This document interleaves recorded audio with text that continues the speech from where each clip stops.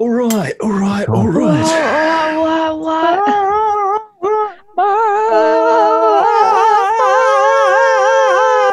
You know you make me want to shout. Malky, you're not getting involved. What's happening? Okay. Welcome to... Wait, what are you doing? Why did you say that to me? What's laughing? Wow. Welcome to Beer Christianity. My name is Jonty. I'm Laura. okay. What? This is unbelievable. I don't understand how we got so shit at this so I'm quickly. Laura? You're Laura. And I'm not going to try to do the accent. It's a terrible idea. Welcome to Beer Christianity. Does anybody know what episode we're on? I feel like that's worth researching. Somebody else- 38, 37, 38. I think it's 38, yeah, because the last one I missed the opportunity to do a Clerks 37 on the promo stuff, for which I still feel a little bit bad. But yeah, thank you to everybody who got back to us about Stephen Backhouse and about Justin Brierley and all your encouragement. I would like to read something from somebody who wrote in, just because I found this super encouraging. They emailed and they said, I wish email had voice message option because I just listened to 3 full episodes of your podcast back to back and wow, I am so full of excitement. I love all of it, from the beer to the real open conversations. There's a freedom that borderlines on almost irreverent. I'm like, almost irreverent? And in a beautiful way. Jesus was such an outlaw, and I love the spirit of your podcast captures this. Not many people dare to venture into that territory, and you're doing it in a very loving, wonderous way. So that's Emily. Emily, thank you so much for listening. That's a new listener, Emily. Just really, really cool. And so kind. Very kind, right? I mean, yeah. How do you feel about that, guys? Because I think it's awesome. So awesome. So lovely. I thought, Jonty sent it to us. I thought it might have been Malky's first message to Jonty upon listening to the first few episodes of the podcast, but I was wrong. It was a lovely new listener, and I'm so glad. So it would have been weird. Yeah, But I am keen to know which 3 episodes she's been listening to. I believe Because- Connery dies, and this is what happens. Reincarnation is a thing. You heard it first. That's it. Emily's out. Yes, Emily, get in touch and tell us which 3 episodes you were listening to, because that would be cool. We also had Claudia get in touch, and she was talking about... I don't get involved. Claudia's getting involved. Listening to episode 24, and says that I don't think I ever laughed during a podcast, but in that episode I surely did. And that was, if you don't remember, our episode where we were interviewing the lovely people from the Tale of Two Singles podcast, which still comes highly recommended if you've been keeping up with them. They're still very funny and doing some very good work on singleness. And Laura, you're a regular listener, aren't you? Yeah, definitely. I don't know. I listened to... Sure. No, I listened to some of them. I listened to the episode where they featured my voice note on it. That was good. To be fair, there are episodes where they are chatting to guys and getting a guy's perspective. I've definitely been listening to those ones, and they were very, very good. And I have been meaning to catch up with it, so it is very good. Good. This is quality. I do listen to it more than I listen to this podcast, I think. So that's saying something. That ain't nothing. And, great. That's really encouraging as well. It's really awesome. Anyway, thank you, Claudia and Emily, for getting in touch. If you want to get in touch with Beer Christianity, you can get in touch at beerchristianity@yahoo.com. You can also tweet at us at beerxianity. And obviously, if you want to find any more of this stuff, you can find us on Apple Podcasts, on Spotify, was it Stitcher? Yeah, a whole bunch of places. YouTube, and we also have a Beer Christianity account on Instagram where we also post a whole bunch of stuff. So do follow us and friend us and do all that sort of stuff because it will be fun. But this episode is not about that. This episode is, in fact, about lockdown and what you can do to keep yourself sane in lockdown. But before we get into that, we're going to be recommending you some movies, we're going to be recommending you some podcasts, something to read, something to listen to, and something to watch, plus a wild card each. We wanted to also just address this is terrible. This is so bad. This is so bad. Like, all of this is so bad. Like, this is garbage, if we're honest. There's a limit to how much, like, oh, that was a bit clunky. We'll use it as a, little excerpt. Yeah. Yeah, I'm going to start again. The whole thing. Where from? The whole thing again. The whole thing. Okay. And actually, I do like the letters, so maybe I'll just start from after the letters. Yeah. Claudia's message. Fuck. What is wrong with me? Hi there, future Jonty here, editing this podcast and not fully understanding why I was having a small crisis of confidence and a large mental breakdown while recording this. But I just want to say to past Jonty, you were doing fine. I don't know why you are so hard on yourself. And as a message from future Jonty, I'm leaving this in so that you can have a learning experience. You, the listener, are now part of the internal processing of running the podcast that is Beer Christianity.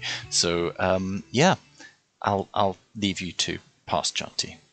Enjoy. Well, good.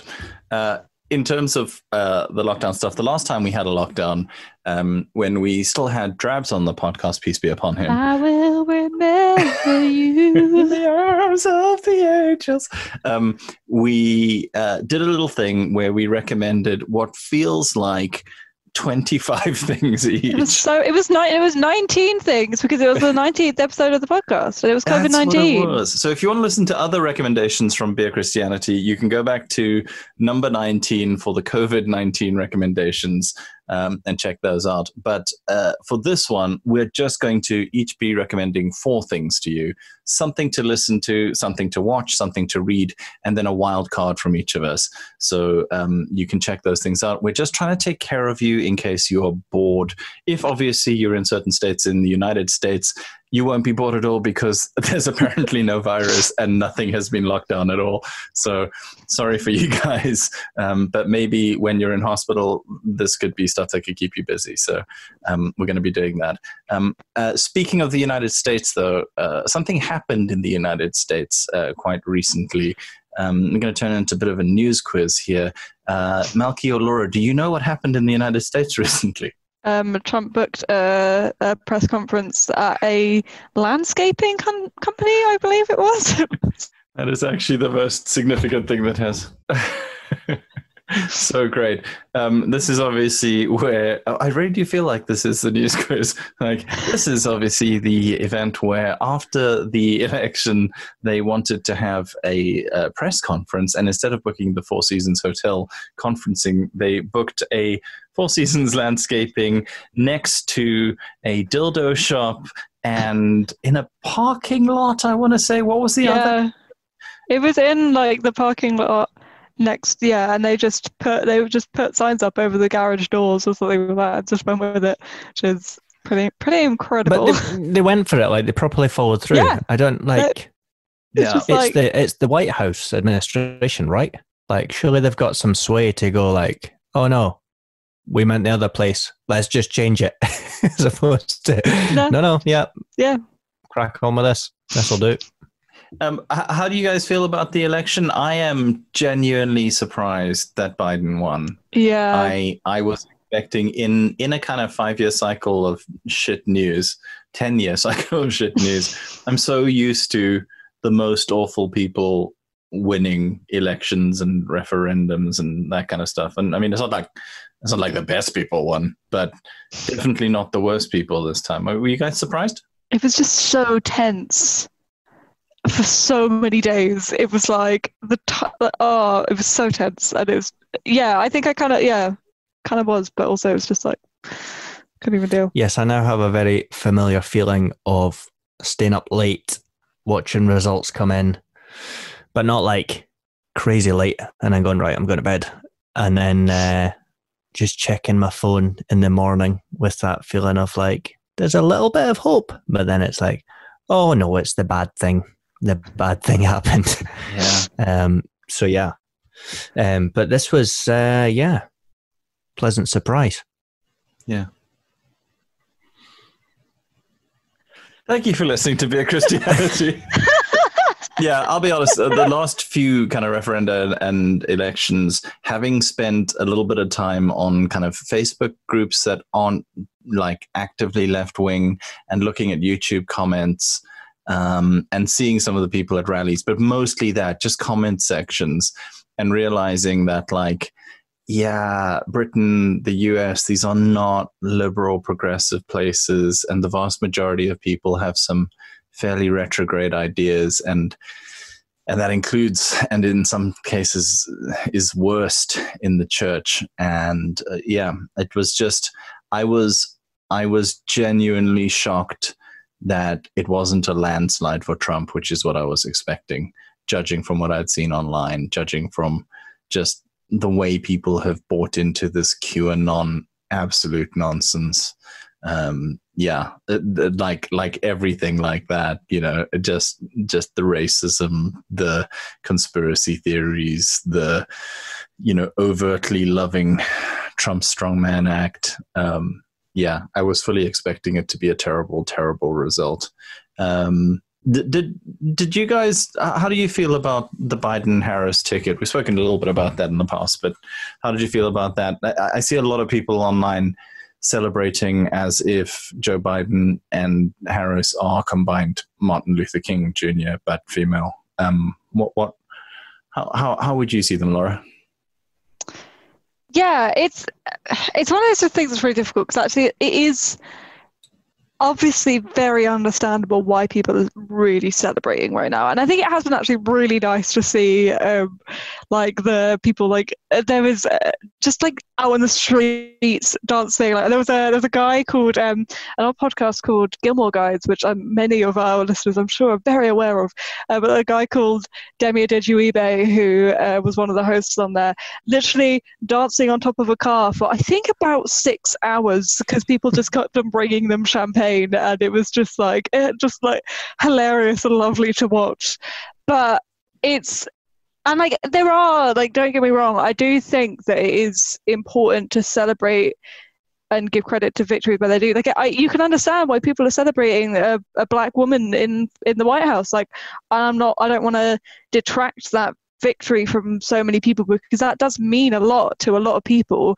However, I don't want that to then be a distraction from from things to come. Like I don't want her identity as a black woman to then kind of overshadow any decisions that are like not like, I sent Jonty a video of kind of girl boss magazines being so hyped for Kamala Harris when she bombs the Middle East, and just being like, absolute goals, like we love Kamala Harris, and I just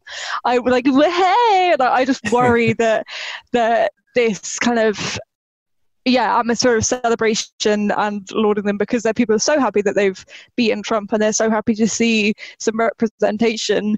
I worry that air of celebration is going to carry on for too long and not let any room for criticism in. Because I think people were pretty uncritical of Obama, who, in terms of extrajudicial assassinations, like Obama did more than George W. Bush. He ushered in some very unprogressive legislation. He was very pro-capitalist, very pro-bank, very pro-business, and killed a lot of people who were not soldiers, who were just going about their businesses using drones. And everyone was like, oh man, we just wish that we had somebody that classy back in the White House. And I have a massive problem with people who are more concerned about whether the person there is classy than their policies. I think that's horrific. But there's obviously Malky, there is a lot to celebrate, right? Yeah, I think it's the end of Trump, touch wood, God willing. whatever is your thing. Inshallah. But and that's huge. There was the one presenter in the States, I think a guy off CNN, a black guy, who was tearful, saying like, I don't need to worry about going to the shops anymore, and referenced, I think, his daughter and his sister or whatever, going out on their own. And just like, there's a tangible feeling that racists are emboldened, and there's just an assumption that your back's up because someone might say something, someone might make a comment, just passing stuff, and that's everyday experiences. And I guess those things that Trump's put forward in policy, but also just the passing comment, the lack of condemnation of white supremacists and things like that is huge. But then it also, as you're saying, we can now hopefully get to some policy stuff. Some people have played that off as like, oh, Trump's a genius with, getting his gaffes to cover bigger, more troubling news stories. Maybe there's some truth in that in some places. But like, it's just so hard to contend with when you're like, he's literally talked about shithole countries, or, telling us to potentially drink bleach. And, there's the amount of crap you have to wade through before you can even get to like, the actual discourse of talking about policies and weighing stuff up. There's so much crap in the way of just him being, I don't know, all the words have been used, a madman, not very smart. Yeah. And it's just worrying with all the stuff that he's doing right now, that because we've had all of this stuff of like, oh, Trump lies about everything, Trump says you should drink bleach, like blah, blah, blah, blah, when he's kind of like pretty much literally committing treason, right? And kind of basically, but like, I mean, not, I mean, the line is thin, but like, by claiming with no evidence that all mail-in ballots were fraudulent, and I saw a clip today of Mike Pompeo being like, we're preparing for a second Trump administration, and just like when the like, and just being like, well, since when has the media called the election and stuff like that, like obviously that, and it's terrifying. Like, this is scary stuff. I mean, to be fair, it's really fucking weird that the media calls the election. Like, it's really bizarre and strange. And coming from an actual democracy with a constitution, I'm going to say that's a weird system to let that happen, because it feels like there's a lot that could go wrong in that, rather than letting, I don't know, an electoral authority or the people counting the votes call the election. And maybe this is a function of... Do you guys not find that weird? You need to go and speak to the Queen. You need to get in a little car and go, and the Queen asks you to form a government, and you say the thing, Word. I thought that was weird until... I mean, I get your point, but... Sorry, I was just completely cut yourself. You're talking, go.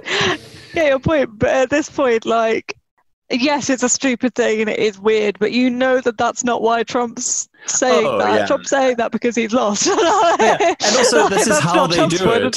And he was fine with it the last election. He's just not fine with it exactly. now. Like, if they're fine with it every single election, like, yeah, it's just... And it's how he does business as well. You can really see that. He doesn't have a... I don't know, don't want to overstate it, but doesn't seem to have a moral compass, or it's just what's possible. I can imagine him with lawyers in the room saying, is it possible? Can we challenge this? And they would be saying like, well, technically, yeah, we could, do this, do that, try and sue X, Y, and Z. And he'll just be like, yep, go for it. Yeah. I'm gonna just break character for a second and come in with some praise for Trump. Maybe we can we can give that as the title for this episode, just to get people to listen. Just to clickbait people in. Or to lose our entire audience. But either way. I have no admiration for the man, but I have to recognize and praise his willingness to get shit done. Like, the stuff that he wants to do... He does it. He doesn't pussyfoot around like a Democrat in power does, who 30 seconds after taking office goes, oh man, all those things that I promised and I really wanted to do in my heart. But realistically, we can't. We just don't have the consensus, and it's just not done. It's not that it's against the law, but it's just not done. And what Trump has done is gone, yeah, okay, unless it's physically prevented or illegal, and even then he's going to push it, I'm going to try. I don't like what the national parks are doing, so I'm going to shut them down. I am going to revoke all the policies that I don't like. I'm going to literally build a wall I am going to put the people I don't like in cages because there is nothing preventing me doing it. And I think what we've had in America and in Britain with semi-left-wing, center-left parties that have got into power is a squeamishness about doing what needs to be done. If Trump had been behind Medicare for all, could you guys honestly tell me you don't think it would be well on its way by now?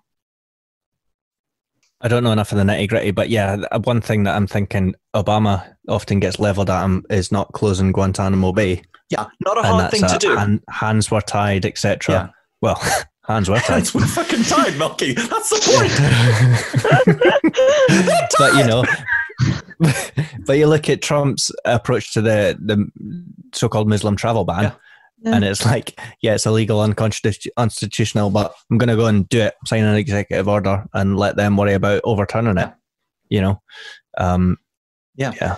Maybe something like that could have flown. It's been a sad trip down memory lane of all the shit. Don't accelerate the killing of civilians in countries you're not even at war with, you know? Which again, Trump. And again, Obama. Trump. Yeah. Trump was not so much with the intervention, you know. Absolutely, because it is always center-left governments that are the ones that send the troops into other countries. I think out of good motivations, because everyone feels bad about the Rwanda genocide and not getting involved. My thing that I come back to is that guy you spoke about on the news, Malky, the guy who was crying and was saying, finally, you know, I don't need to worry about going to the shops. Yes, you do. Yes, you do, because it wasn't Trump shouting at your kids. It was Americans who are racist, and there are still racist Americans. Trump did not lose by a landslide. And you may not be a racist for voting for Trump, but you, as many memes have said in the past, it is not a deal breaker for you. If you vote Trump, racism is not a deal breaker. The racism in America that Trump emboldened, he may have emboldened. He definitely allowed it to come out of the closet a little bit, but it was not created by him. It may have been stoked, but you have media outlets, you have social media outlets, and you have groups who have been stoking it for a long time. But this is something that is in America's DNA. And really, you know, we can't get too smug about it because, as Stephen Backhouse said a few episodes ago on this podcast, that America was formed as British people. You know, this is a British problem that was exported and exacerbated in the States. That is racism. And my concern about the mindset of Kamala Harris. How do you pronounce it? Kamala? I think I've heard her say it. Kamala. I mean, you pronounce it officer, obviously. It's not Kamala. Officer Harris. I would go Kamala, and I remember thinking, that's not right. I think it's Kamala. Okay. Well, it's not that. It's not the Indian, as one of the member of the House of Lords fucking called her on Twitter and still denied he was racist. Like, completely unacceptable. Literally. Oh. However, somebody with Kamala Harris's record for mass incarceration and siding against Medicare for all and a whole bunch of quite right-wing policy positions, same as Joe Biden. If you think they're going to make a radical change to America, I think you're wrong. I think the only way you can truly celebrate, there's two ways you can celebrate. Either it's pure schadenfreude and I genuinely hate Trump so much and I want him to go, which I actually think it's one of the rare cases where that is completely legitimate. Or you didn't think that the situation before Trump was particularly bad. You thought America was fine. You didn't think that there was any problem for marginalized groups, for people of color, for people on the LGBTQ spectrum, for the poor who had their houses completely, you know, in this huge mass homelessnessing of the banking crisis while the banks were getting, bailed out, and Democrats were voting for that. Because the Democratic Party is not a left-wing party. It's a center party.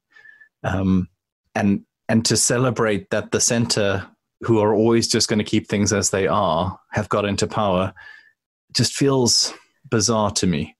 You know, celebrate that Trump's gone, but now is the time to start giving some shit to Harris and Biden. Yeah, I worry that with this kind of era celebration, it's going to be like, hooray, it's over.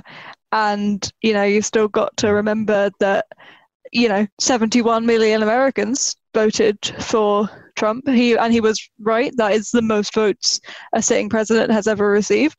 It wasn't the popular vote, but it was still a heck of a lot of people. And Yep.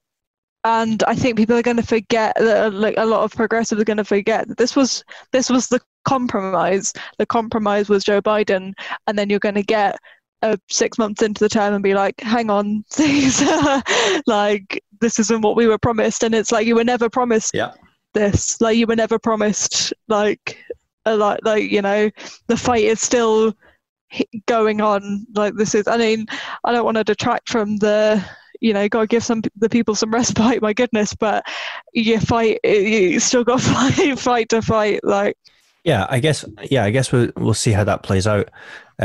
But yeah, you could see it as a celebration of moving from the far right to the center, or even the center right. But like, which is worth celebrating. That's true. Let people have nice things. So the one question I'd like to ask is just how, I think it's interesting how binary the choice is in America. Because as you say, yes, it's troubling. So many people are happy to vote for Trump, or racism isn't a deal breaker. But just when you have that binary choice, if you're not a Democrat by policy, then I do understand being kind of painted into a corner. There's no Lib Dems in America. You know what I'm saying? Yeah, that's the one good thing about America. But how do you think that affects things? That it's so, there's kind of, I noticed there was the Libertarian candidate that, because it was so tight in some places. Kanye. Oh yeah, Kanye. But no, but in a lot of states where it was so tight, down to like tens of thousands, that it was thanks to the Libertarian taking votes off Trump that Biden won. And I think when you bring in the third parties as like, okay, well, are they the problem? I think you also have to be honest and ask, are the two main parties the problem? Like, what they choose, what they will allow on their ballot, because we need to shit on the Republicans for allowing Trump to get as far as he did, because he's a direct result of the Tea Party, which was actively encouraged because they saw how much populist support they got through it. And that's previous elections. And similarly, the Democrats, if they are having to struggle to fight, third party candidates in some areas, if they're having that constant fight of like, don't vote third party, even though we've put in these right wingers on the ticket, you got to ask why should the left of the party always have to toe the line and swallow the shit that you give them? This is the same thing we're having in Labour at the moment, where I'm thinking very seriously about resigning my membership of Labour because Keir Starmer is purging left-wingers from his leadership. And after a while, the argument of, well, we're better than the Tories, or, well, we're better than the Republicans, wears thin, because how much better? Sure, okay, cool, I'll vote for you. I'm not funding you. I'm not helping on election day. I'm not helping with the campaign. I'm not going to be uncritical of you because you're not giving me what I want. You're actually not giving most of the party what they want. You're just telling everybody again and again that you must elect me because I'm electable, in this weird circle jerk logic that is, I don't know, it just feels like being part of a cult, and a bad cult, not even a nice cult. I don't know. I don't really have an opinion on that. Yeah. I don't know if I agree that if they had put Bernie Sanders up there, he would have won. I know that what you're saying is true, that a lot of the progressives were, like, a lot of the progressive policies are highly supported. I just don't think Bernie Sanders could have won Trump voters over. I don't think. You think Biden won Trump voters over? Huh? You think you think Kamala Harris won Trump voters over? I mean, perhaps not, but I don't know. I just, as much as I love Bernie, I don't know. Is the intersections are weird, aren't they? Because Bernie would have attracted a lot of the kind of in 2016, when some commentators were saying actually there's legitimate concerns of the working class that have been left behind, and Trump tapped into that rage, like, That's some fertile left-wing soil to be tapping into there. But I just think America's so big and broad. Yeah. Like it's such a beast that it's bizarre to me that it's cut down those two lines, you know. Yeah. And again, there's no UKIP equivalent, which or whatever. What was the BNP that that a Trump would have been more at home in. You just don't have that. It's that pure binary choice. Absolutely. Anyway, for our American listeners, good luck and congratulations on getting rid of Trump. If you are a Trump supporter and you listen to this podcast, that's really weird. And I guess congratulations on sticking with us this long, because that must be hard. That is impressive. Get in touch, man. But also, we're not sorry. Congratulations to everybody else. You won't convince us. Yeah, you won't convince us. We should move on to our recommendations for lockdown or for, hospital time or jail time or time in the Trump gulags when he finally takes power by force and starts putting left-wingers who listen to this show into jail and stuff like that. You're going to need something to listen to or read or watch in your detention. So we have got something to watch, something to listen to, something to read, and then a wild card from each of us. Who wants to go first with something to, let's be intellectual, let's say read. Okay, so this is where I cheat. It is a book, but, I'm not going to read something with my eyes. So it's an audiobook. Who reads with their eyes? Listen to an audiobook, but so I do a lot of audiobooks, and this version of the audiobook, this is a bad way to kick this review off. The audiobook isn't brilliant. Great. The content is. You know what I'm saying? The delivery could be better, and it's not done by the author. Okay. So that's some pretty exciting build-up. What is this book? I cannot This is one of these famous adverts that you sometimes do. Today's episode sponsored by Audible. So here we go. This one's super Christian to jump in with. It's A More Christ-Like God by a chap called Bradley Jersak. And he was referenced by Mr. Stephen Backhouse when he was on. Because he they move in the same circles. He's been on Stephen's podcast, and he is a fellow Canadian from Canada, and he is a Maple Leaf State. That's the fella. So he is I think he's in the Greek Orthodox tradition now, but he's moved around a little bit, gone through the Mennonite tradition and stuff, and a former Calvinist as well, I think. But his basic thing is, what if God is more like Jesus? Pretty revolutionary. So I found it was right up my street in terms of kind of tackling a potentially very harsh view of God, a very wrathful, vengeful God, that is often painted by the Reformed movement, and something that I found myself in. So this has been a great kind of medicine for that.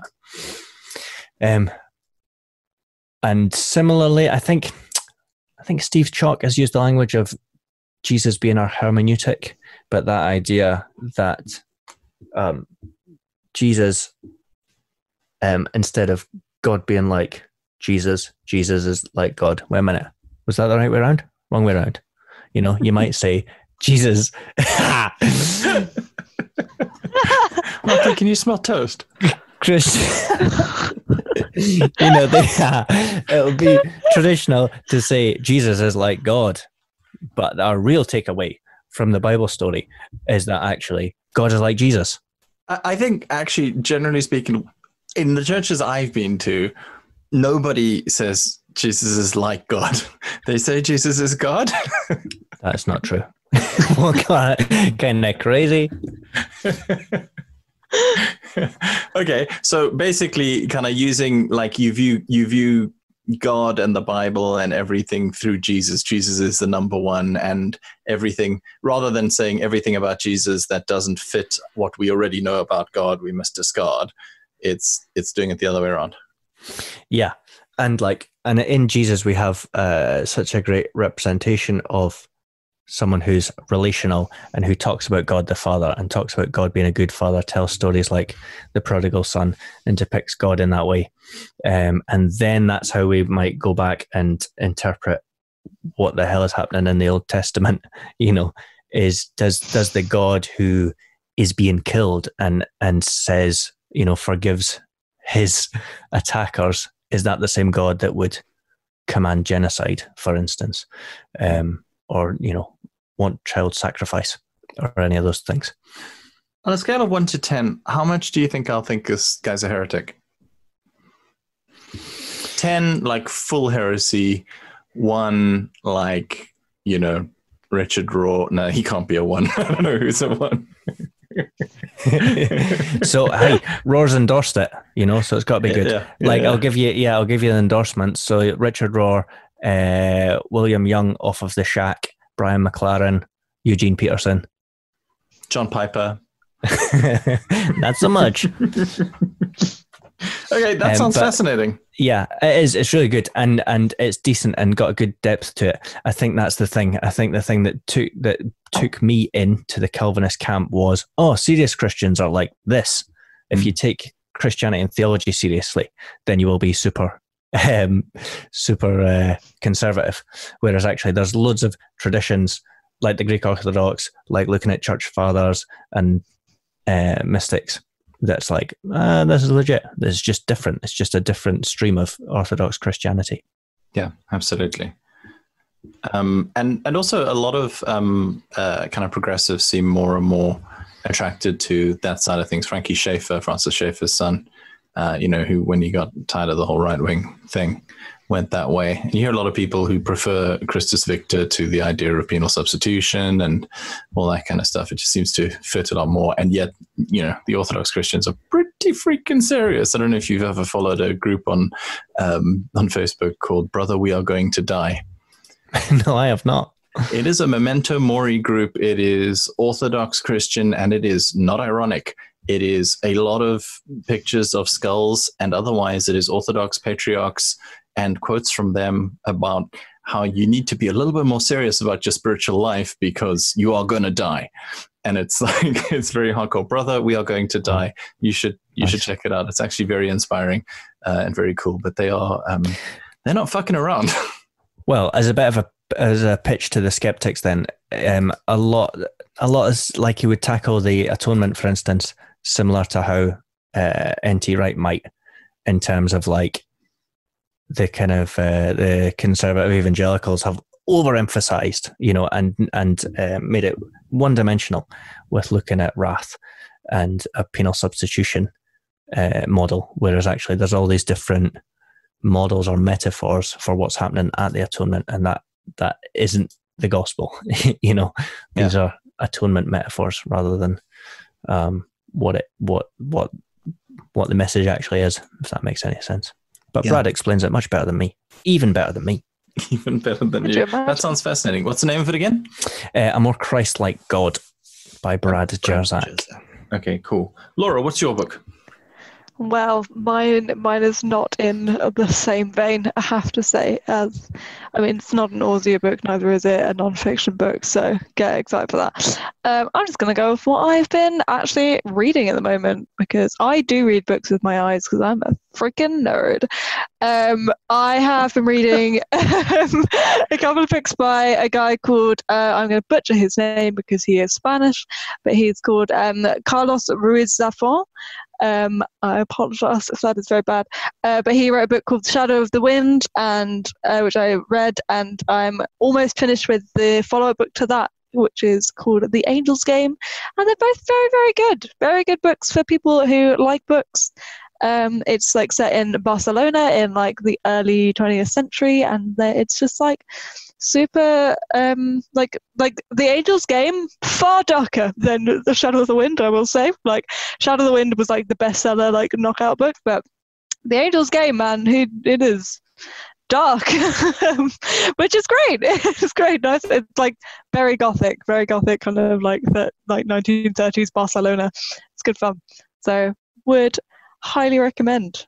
That sounds excellent. And like for people who've never read anything like that, like what should they expect? They're kind of like a murder mystery kind of thing, but not quite a murder mystery, more like a sort of general mystery. It's, as I said, quite gothic. A lot of they're both about like either like searching. So the first Shadow of the Wind is about a boy who finds a book and is searching for the author and ends up in this whole kind of he's not a boy, he's an adult anyway, and he finds the book when he's a boy, and then as an adult tries to find the author, and ends up in the whole like twisted kind of mystery surrounding this guy's life. And then the second one is, they're not like a prequel sequel. Actually, the Angel's Game is set before the Shadow of the Wind, but it's this guy who kind of basically makes a deal with this mystery publisher to write a book about basically make a religion, and how he ends up kind of in this kind of really dark scheme. And spoilers, a lot of people die, so yeah, it's great. How as a Christian, what was your vibe with that? Yeah, it was sort of like, oh, this is like weird, not sure, because it's kind of it errs on the supernatural in terms of it's not really kind of in that kind of way. It's not really confirmed. I mean, I haven't finished it, so it may like end up with stuff, but yeah, it's interesting because like at multiple points he's sort of like read the Bible for reference, because the Bible has got all you need to know about this in it. And I think a lot of the stuff, like looking at it from a secular point of view about how he's, creating, you need to have the guy, the martyr who the people are going to fall for, people are going to follow, but you also need the villain who people are going to like to, be able to rally against. Like from a secular perspective, looking at religion, it makes sense. Like there's a lot of it. So yeah, it's just interesting to read it that way, and it's never really explained why he wants this. I mean, it hasn't been explained yet. So yeah, it's an interesting read. Malky, you look like you wanted to say something. Nope. I have nothing to say to you. No, I'm so bad at dirty fiction books. Well, I got a book. My reading recommendation for your lockdown pleasure is, I honestly also can't remember if I'm just repeating things from the last time we did a recommend. Not so much. My one will be an author called Annie Dillard and a book called For the Time Being. And actually, Hilarious. if I did say this on the first one and you still haven't read it, then I'm going to say it again and you have to read it. It's amazing. It is nonfiction, but it's creative nonfiction. It's some of the best writing I've ever read in my entire life. It is, I think, a meditation on suffering, but it looks like she writes quite beautifully for a while on birth defects, and then on a famous rabbinical scholar, and then on a, an archaeologist, priest, and then on how sand is made, and then on the uncovering of the terracotta army. And she just kind of circles back around to all of these things for kind of 3 or 4 pages each, and just keeps on breaking off. And it is very strange and very beautiful. And it just feels like truth, but also beauty, but also really terrible. And it makes you think a lot about God and about existence. It's just very, very good. Annie Dillard, For the Time Being. That is my reading recommend. Okay, so the listening. What would you recommend for people to listen to, Laura? Reanimator by Everything, because it's so damn good. Like it came out a few months ago now. At this point, there was a time when my you know how Spotify creates those like on repeat playlists of the music you've got on repeat at the moment. Yeah. At one point, I think 8 out of the 11 songs on the album were on that playlist. I think I listened to the album almost non-stop for about 4 days. It's so good. Like everything, man. Literally my favorite band ever in my life. And you will know this because like I have been telling Jonty to listen to them every day for our whole friendship. Yeah, and, pretty much. Yeah, and whenever she gets in the car. So for people who've never heard of Everything, and people who've never heard of this album, give them a reason. Give them 2 reasons why this is amazing music. Because they're very unique music. They're kind of like I'm very bad at music genres, so I don't know if I'm describing them correctly, but they're kind of slightly quite synthy vibes, and I've never really heard another band like them. And the songs they write are about like just good shit, man. Like it's on an album with songs about the discrepancies, the problems with like motivation culture and like, you know, getting high up in business and stuff like that. And also on the album there's songs about, you know, the waking of early consciousness into a new kind of consciousness, and also a song about like being with somebody you love in the face of an apocalypse. And it's like beautiful and great, and all their other albums are also great, so, and also have similar vibes. So yeah, would highly recommend. Nice. I might get on board with that. They ring a bell, but I don't think I've properly listened to them. You would probably know Cough Cough. Spotify says fans also like Mystery Jets, Bombay Bicycle Club. Yep. Wild Beasts, the Maccabees. And I think everything's got a very unusual vocal style. Yeah. It's like it's very unique, and I think that's a kind of that's a litmus test as to whether you're gonna dig them. Jonathan Higgs. I'm pretty sure Jonathan Higgs is their lead front singer, their lead guy. He sings in like very often like falsetto pitch, and just like really like, yeah, if you haven't really heard of them before, if you listen to either Cough Cough or Kemosabe from their album Arc, you will recognize those songs because they were really big when they first came out. So yeah. But this album is called Reanimator. Listen Excellent. To it. My favorite song, Big Climb or Violent Sun. Sorry, I'll stop talking about them now. Excellent. That's good. And bless you for stopping talking about them, because I know you could do it for an hour. I would go on forever. Okay, what is your listening recommendation, Malky? I'm keeping on the Ernest Christian track. It's what I've been about of late. You know, I've clearly been having a crisis and trying to put things back together. Clearly, the only explanation.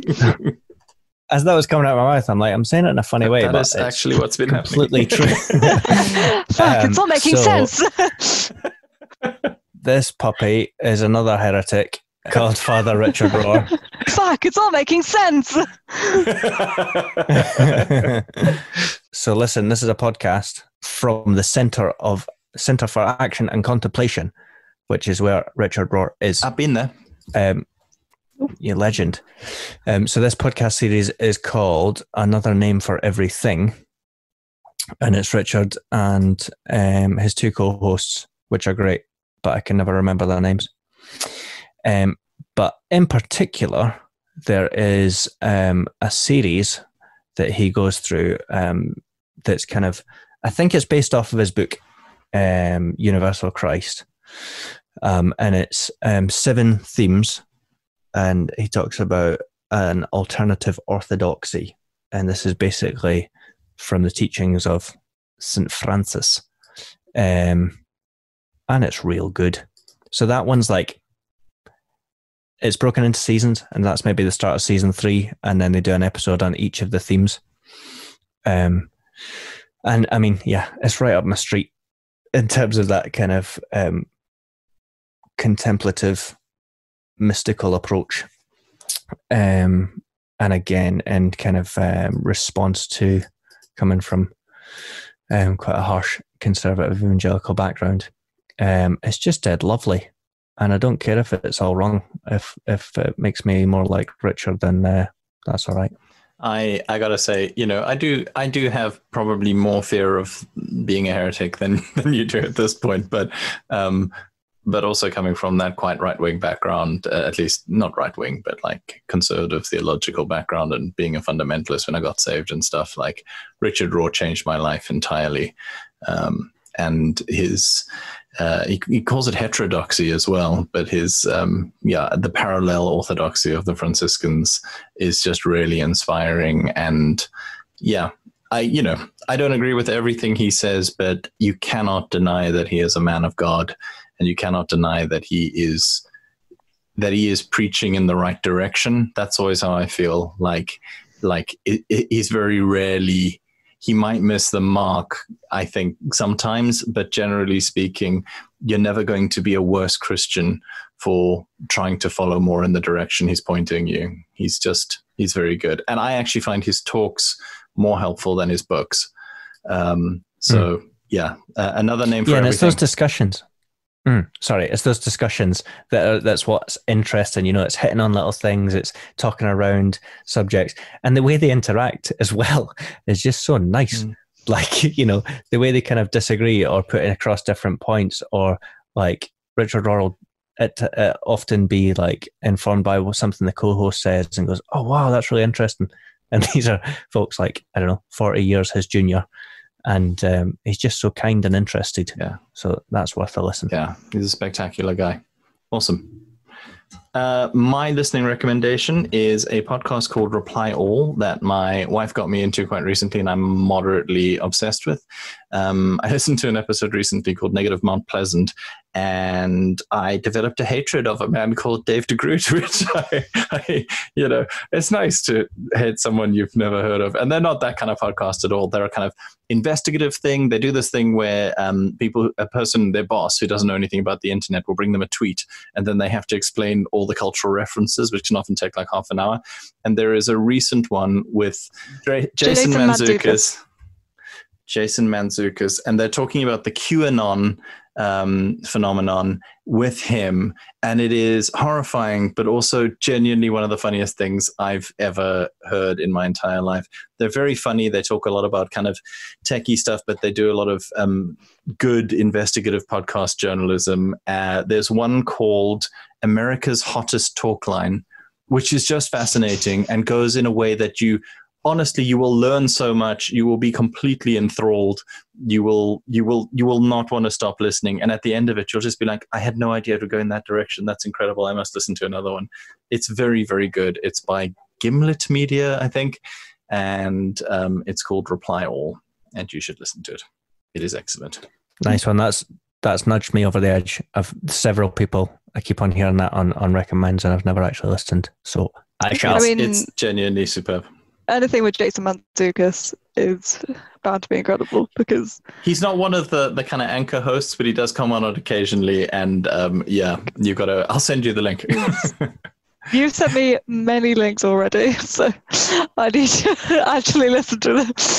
You sent me the link to the feral hogs one. Yes, that's also great. And like the feral hogs thing, which became a meme, and then they explain how incredibly serious the feral hog problem is, and why you would want to own an AR-15. It's genuinely, it's incredible. And like the Mantzoukas thing, he starts talking about one of the co-hosts' mums and how she's probably involved in this child trafficking thing, and then how she's super into him, and just at one point says #snack, which just makes me so happy. So I listened to a podcast. This is just me going on a Jason Mantzoukas tangent, but I listened to a podcast. It was Gilmore Guys, actually, previously mentioned podcast, where Jason Mantzoukas was on it and basically said that if there's any TV show or anything that he is interested or likes, he'll just kind of turn up and see if they'll give him a part, or just like will just be like, so he was in like the Gilmore Girls revival because he was like, I really like Gilmore Girls and I want to be in it. So just like when they gave him a part, and just like every time I see Jason Mantzoukas in anything now, I'm just like, yep, he just turns up and is like, yeah, I'm in this now. He just seems so cool. He is very cool. Yeah. Okay, now we need to move on to watching. So, what Have we done watching? We haven't No, done we watching. haven't. So Malky looked confused. So- He often looks confused. I'm just like, are you writing this down? How? What kind of mind palace? Okay, so watching. Malky, what is your recommended viewing for lockdown? I can't remember. Oh yeah, that's the one. The Peanut Butter Falcon. Yes. This has been advertised to me on Netflix. What's it all about? It's dead good. It's got Shia LaBeouf in it, and he's I really like him because he's a bit unhinged and he's a bit of an artist and a bit mental. So I'm drawn to stuff that he's in. But it's kind of the unlikely friendship of Shia LaBeouf's character and another dude called Zach, and the actor's called Zach as well, and that's helpful.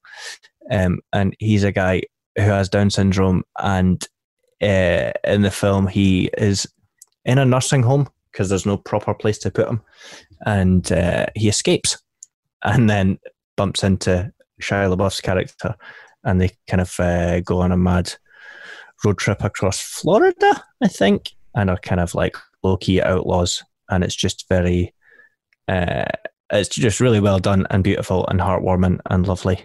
Because I have been avoiding watching it because there's a Down syndrome guy in a movie, so I'm assuming they're going to make me cry. I mean, I have emotional issues, so I struggle to cry, although I would like to. So I'm in a different place from you. You're basically trying to stop everything up, right, at this point. Emotional time with Malky. Yeah, like I just, like for me, if I could cry like, anything from 20 to 80% less, that'd probably put me in a more nice. normal range. We should hang out because I feel I need pushed in that direction. To be fair, I would agree with you, Malky. I'm definitely more on your spectrum of the not crying thing. Maybe we'll need to hang out together and watch a sad film and see if we actually can show emotion. You don't need to watch a sad film. Watch a normal film and then just think about the implications for your own life and the lives of those out there in the world who are suffering like this. I think I messaged you, Laura, at one point because I'd been weeping for fucking hours. You did. Because of just the sheer weight of suffering in the world just got too and much. I think my response was like, are you never not on brand? Just... Well, listen, the top review on IMDb just says, I'm a jerk and I cried at this. So yeah. Jonty's definitely going to cry then. I'm going to cry at this. Okay, Peanut Butter Falcon, that has pushed me over the edge because I have been thinking about it for a while. Okay. Yes. Laura, what's your viewing recommend? I also have more than one, but I'm gonna stick to my guns and just go with one, which is Schitt's Creek, because Schitt's Creek, so damn good. Oh, it's so good. Like I watched it and then just kept on just watching random episodes because I needed to watch it again, and I'm enthralled. I'm in fully in. Were you an early adopter? I watched it because you kept on telling me to watch it, and then it's just so good. It's so good. Like Dan Levy, man. I love him. I love David. Is my absolute favorite character. Like I keep on getting into arguments because I was with my friend Ollie and we decided that both of us were Davids, but that he was more Patrick. He decided that he was more Patrick than David, which I'm not on board with. I don't agree with this at all. And I would like to be considered more Patrick than David. And if anyone has watched any of Schitt's Creek, you'll understand the difficulties of this. But yeah. I think we would all want to be more Everyone Patrick wants to be more Patrick because Patrick is an absolute gold star of a man. What an do not know who these people are. Have you not watched Schitt's Creek at No, all? I think I suffered from the title because in my head it went in a category with Meet the Fockers type, like sounds like shit. Yep, great. Yeah. But there is one character who is like that. Is completely irredeemable. The worst. Absolute garbage writing, just terrible, but necessary probably for plot, I guess. Yeah. But apart from that, it is the rest gold. of it is worth watching. Like it balances it out. Like And for a simple premise sitcom that does it in 30 minutes or under each episode, there is a ridiculous amount of character growth, and it gets better and better. And there is some outlandishness that is balanced with some just very normal down-to-earthness. It's very, very good. And the acting is spectacular. And I think at the last Emmys, it won all the Emmys. It won almost all the Emmys. They won Best Actor and Actress and Best Supporting Actor and Supporting Actress and Best Comedy Series. And I think a few more else thrown in. Like they floored it. That's insane. It was incredible. And if that doesn't tell you that you should watch it, you should watch it. The episode where they're in the escape room is perhaps my favorite thing ever, just because I was literally watching it being like, this would be me in an escape room, just getting way too intense, way too invested in it, and just it's exquisite. And you see, you think that you're David. For me, my spirit animal is Alexis. I am a little bit Alexis. It's just you are a little bit Alexis. I'm in love with her. She's wonderful. I want to be her. You, okay. David. You, David. You, David. David. Also, when I was on holiday, there's one other Schitt's Creek thing. When I was on holiday with my friend, I had just watched the episode, just one episode, where Moira just goes, "It's probably nothing, but I think I've killed a man," and just kept on saying that phrase over and over again of just, "It's probably nothing, but I think I've killed a man." Just exquisite. Her inflection. Actually, all of them have the most brilliant inflections in the way this. Malky, you have to get on board this. It's so good. Great references. I'm gonna watch it and come back and listen to this episode. I think you and should. Then laugh and laugh and laugh. Okay, my viewing recommendation is The Trial of the Chicago 7, and I have to actually declare something to listeners. I have abused the power of being the person who edits this thing together, in that I forced both Malky and Laura to watch it before this episode was even recorded. That's not entirely true. Oh, I didn't force you to do it. No, but you did abuse your power. Ah, good. Because, well, it's one of those things, let's do like a top whatever, recommends. And then my mind went blank, and you mentioned that film, and I went, oh, that's brilliant. Oh, that would have been in mine. If you haven't watched it, it's on Netflix at the moment, and it is spectacular. It has Sacha Baron Cohen as the leader of the Yippies, a counterculture movement in the late 60s. That should be enough. It is written and directed by Aaron Sorkin, who did The Social Network and obviously The West Wing. It has Joseph Gordon-Levitt. It has Frank Langella, who you hate a lot. It has Eddie Redmayne, because people are super into him for some reason. It's Michael very, Keaton, very good. Isn't it? Michael Keaton, yeah. The writing, as you'd expect from a Sorkin vehicle, is spectacularly good. It is witty. It is funny. It is enraging. And I think it ties into what we were talking about earlier about America and what it has long been. And I don't want to feel like, if you're an American, you listen to this, I'm not America bashing. America is our empire. It is our Rome. It is where we get our culture from. We're talking so much about American culture. Most of the stuff that we've been mentioning on this podcast is American. And I have literally never met an American I didn't like, legitimately. I know. And when I say this to Americans, they're like, oh, I have, really? But I've literally never met an American who I didn't think was lovely.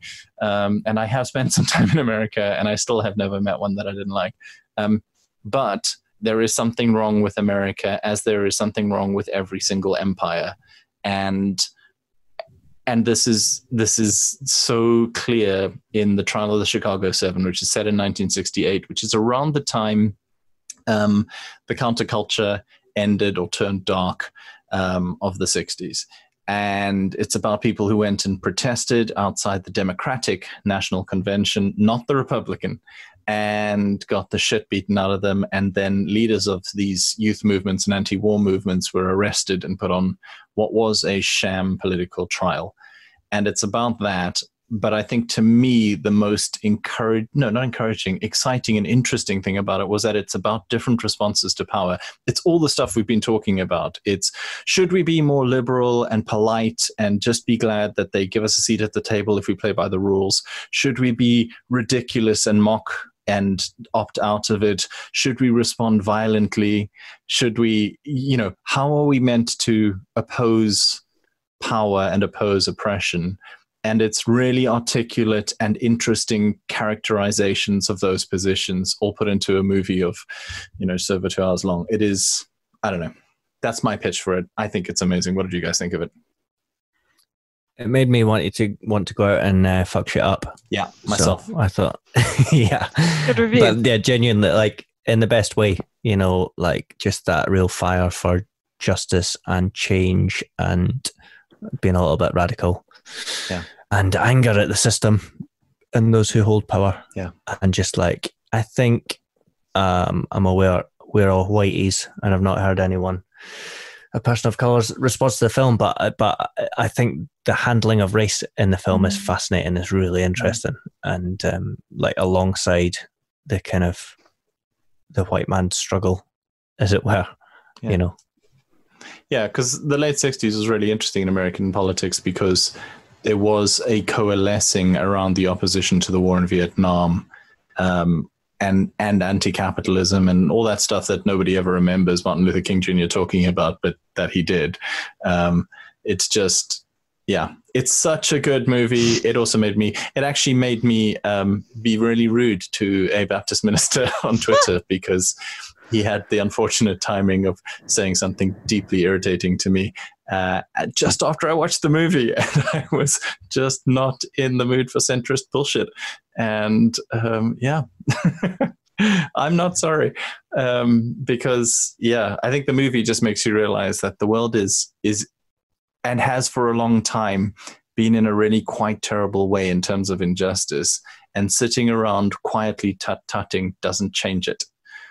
There needs to be radical change if people are going to stop suffering. So I highly recommend that. I think we've been talking for quite a long time. This is probably quite a long podcast. If you're still listening, hey, thanks, congrats. We're going to do one quick final round of our recommendations, and this can be in any category. It is the wild card round. And Laura, you go first. This is my wild card, which is going to be, it's not in any of the previous categories that would have been mentioned. It's just dumb. And it's Among Us, the game, because it's great. And I'm addicted to it. What is it? I've heard you talk about it. What is Among Us? So, for anyone who remembers CBBC's Trapped, that is a good way of doing it, of explaining it. Basically, you're all on a ship and you're all trying to complete tasks, and if you complete all your tasks then you win the game, but there's one imposter among us, there you go, and their task is to kill everyone, and if they kill everyone then the game, they win the game, and they can sabotage and stuff like that, and there's a whole load of things with that, but it's just so good and it's just so fun I've been playing with my friends, playing hide and seek rules, where you just make the whole thing super dark, so you can't see anything, and you have to and you don't know where any of your tasks are, and you have to complete it like that. It's just so fun. It's great, and the memes are good, and it's free to download on mobile. So it's download on the phone. So you can get it on Steam, but you have to pay for it. But it's like £3. But I just play it for free on my phone because I'm cheap.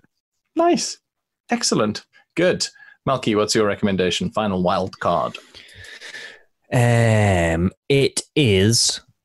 an audiobook, but it's a podcast. You know what I'm saying? It's From the Osthouse by Alan Partridge. Uh-huh. So it comes in audiobook format, but it's kind of as if Alan has released his own podcast. So I think it's excellent. But I guess it's going to be, if you're a Partridge fan, you're going to love it. And if not, why not? For the Americans, though, can you explain Alan Partridge? Good grief. Not without using a lot of British references. You should try watch it. It's I've never watched Alan Partridge. Oh man, get on board. It's actually really good. I mean, it is one of those things that I think you have to be British to fully appreciate, but it's so good that even I did. And I think that really, like, the writing is just amazing, and the fact that it's still going and still good, and it's not just been like flogged to death, because it has been on every different platform. Yeah, but then that plays to character. It's what made Steve Coogan, right? Like, he wasn't famous before Alan Partridge, not really. Yeah, and it's what stuck with him. Yeah. But the fact that it's such a, like, what's the word? A rounded character, that it's brilliant. Like, every couple of years, then he'll release a new series on a new platform, and it mimics kind of Alan's fake career. Like, oh, now he's got this series of shorts that are only available on digital radio. Yeah, and it's kind of, he's trying to fight his way back. So now this is just him on a podcast from his house. It would be wrong for anybody to have to talk about Alan Partridge without at some point quoting something from it, because I think that's like a genetic requirement once you're into it and doing the voice. I just like, what is brimming inside you that you have the urge to say, like, Len, or something like that. Like, what do you feel trying to come out? I feel like we're doing a deliverance ministry right now, but there's something inside you. Let it out. I can't. There's nothing that comes to mind from this one, but his engagement with social media is in this. So there's lots of manufactured tweets that he responds to, and he's reading out tweets who've tweeted in regarding this podcast, and a lot of those are inane and not to do with his show whatsoever, but we'll go into great detail, and I just love that. That's awesome. That sounds fantastic. Okay, and it's called how do you spell it? From the Osthaus. Osthaus, yes, because he's made himself an Osthaus. What's an Osthaus? So this is like, it goes into great detail in episode 1 about what an Osthaus is. Right. Him and his mates, country friends, like whether you come over to stay in the barn, or he's made himself an Osthaus, which is part of the brewing process. Okay, but if he lists it, if he sells they're really tall, aren't they? They've got really tall roofs. Apparently, but it can only be listed as an Ost style house. Because it's not actually an Ost house. Right, good. That's good. I'll send you a picture of an Ost house. Good. Okay, well, from the Ost house with Alan Partridge is the thing. And my wildcard one would be shameless self-promotion, because I started another podcast, because screw you guys. Not because screw you guys. What the hell? I love you guys so much. Boo. Fuck you. And we're out. This is not the supportive warmth that I was hoping for. No, it's actually very good. I listen to it. You do other things. No, down with that sort of thing. Other things. How dare you spend all of your time on this podcast? It's because I've been missing being on the radio and doing music stuff. So Spotify released this thing where you can now make shows and podcasts, but where you use music from Spotify, which is what I've been waiting for. It is very clunky because you can't actually do like mixes and stuff like that between the music and your talking, but you can do talk and then play music as long as it's on Spotify. So I've done one of like just good, interesting music and trying to find themes, vague themes between the songs. And the podcast is called New Old Music, and it is available on the Shows with Music part of Spotify, where they actually, after the first episode, put it as one of their recommended, staff picks, whatever. So they liked it. And we've had a decent number of listens. And on episode 2, we have a 15-minute interview with a former Beer Christianity guest talking all about Schitt's Creek as well. So especially for you, Malky, you're going to get a lot out of that. It'll actually give you a good reason to watch Schitt's Creek. But New Old Music, and episode 2 is called Shooting the Shit, SCHITT. So that's my one. You're gonna tell the listeners who the ex-Beer Christianity guest is, or is it? It is to find out? Noam Chomsky. who is a big fan of Schitt's Creek. It's Justin Welby who's a big fan. Who is also a little bit Alexis, actually. I think we'll all agree. It is Scottish Amy, who has a real name. Amy Aiken is on that one. So, yeah, I did ask her, hey, do you want to promote your podcast from here? And she was like, no. That's good. So, yeah. So, your brand is toxic. It really is. Just ask the people I asked for a job from recently. Yeah, it is true. Okay, so that is the end of our recommendations for lockdown. Thanks so much for listening. We didn't even talk about what we were drinking, and I kept on waiting for a moment, but I got involved in the whole discussion about the politics, and then, just wanted to share our stuff. So what were you drinking, Malky? A bit of Brewdog Punk AF, which I think is a colloquialism for a swear word, which I'm pretty offended by. As fuckers. Yeah, as fuckers, that's right. Wait, did you say as fuckers? I've been watching a lot of Arrested Development and got well into the later Netflix seasons now. I was super offended by them to begin with, but they're actually pretty good, the last one. And there's just hey, recommendation time is over. Okay. It's just because no, I'm joking. It's just because of there's a license plate on the car that is a new start, but NU start, but it's just everyone calls him Anus Tart, and he also says he's an analyst and a therapist, so he's the world's first analrapist. But it's just good. It's good stuff. Also, that's quite rich from Laura. Miss Gilmore Guys. And loads of other. Yeah, wow. And also, you mentioned everything twice. So, that's the thing. Laura, what you been drinking? Is it Jack Daniels and Coke? It is, and it looks like red wine because it's in a wine glass. But I have fooled. I did actually think you were drinking red wine. Everyone does. It never is. It is Jack Daniels and Coke. I was drinking Bailey's. Which I drank quite a lot of because I was drinking at kind of beer drinking speeds. So I mix it with some alcohol-free Heineken 0.0. Is that a thing? Beer and beer? No, I didn't. Although I was vindicated because previous host Drabs laughed at me, laughed so much. In the arms of the angels. He laughed heartily at me when I said when I was mixing some red wine with some white wine at a party, and I was like, well, it's basically what rosé is. And there was just like, gales of derisive laughter. And actually, I then read up about rosé, and some rosé is in fact made by mixing red and white wine. So screw you, Drabs. It is actually made by some guy at a party sticking to in a plastic cup. I drank them separately, my beer and my Baileys. That's all good. Okay, lads, that was fun. That was good. Thanks, everybody, for listening. Anything else we need to tell the listeners?